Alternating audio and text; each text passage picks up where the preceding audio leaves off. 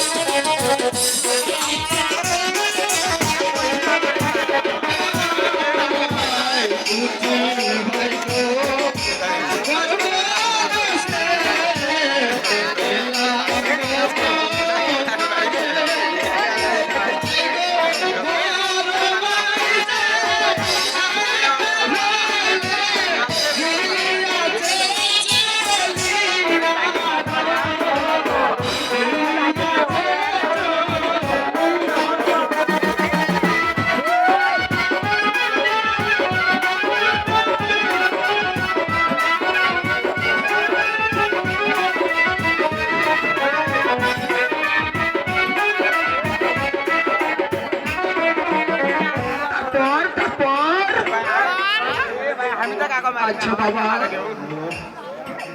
তোকে তোকে যদি আমি আশ্রয় দেই তাহলে কি তুই যাবি আমার সঙ্গে?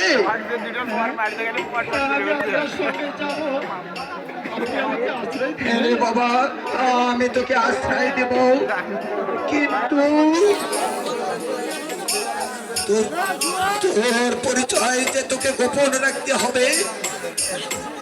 তোকে যে মালিক ছেলে বলে পরিচয় দিতে হবে। বল রে বাপ, পারবি তুই? ও খোদা, যার পিতা ছিল উজাগরের বাদশা, আজ তারই ছেলে হয়ে একজন মালির ছেলে বলে পরিচিত হতে হবে। এই কি ছিল আমার ভাগ্যে খোদা, এই কি ছিল আমার ভাগ্যে। কি ভাবছো বালক? ও কিছু না বাবা। বাবা,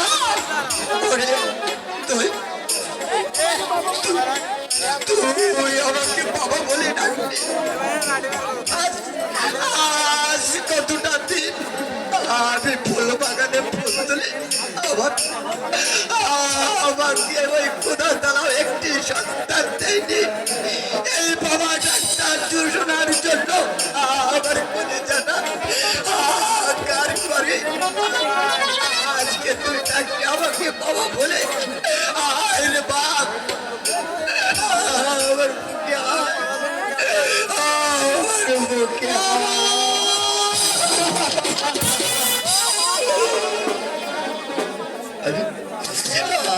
আমি তোকে আমার ছেলের মতো করে মানুষ করবো, কিন্তু কিন্তু বাপ, তোর আসল পরিচয় যে তোকে গোপন রাখতে হবে।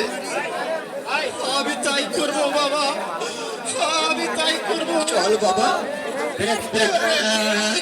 ধরে যাই, তোকে তোকে মানুষের মতো মানুষ করে তুলব রে বাপ। তাই চলো বাবা, তাই চলো চলো। প্রিয় সালমারা এলাকার বিভিন্ন গ্রাম থেকে আগত দর্শক মন্ডলী ভাইয়েরা, আমি মোহাম্মদ ইমরান হোসেন।